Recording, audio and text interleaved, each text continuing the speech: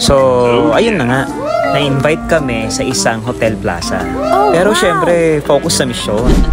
Kain agad. Wala nang patumpik-tumpik. Skip na ang pa-welcome. Pagdating namin, boom! Parang fiesta sa buong barangay. Parang Amazing Race, food edition, tila agad. Walang arte-arte.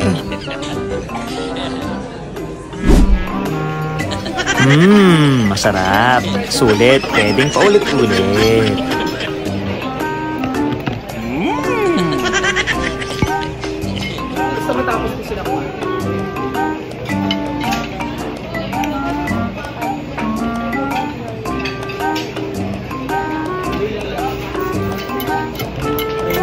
Oh yes.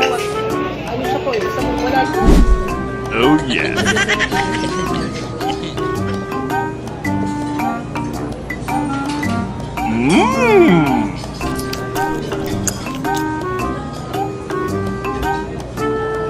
Oh yes.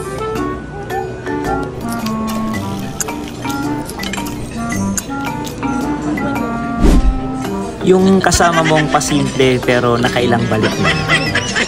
Yung tipong may loyalty card.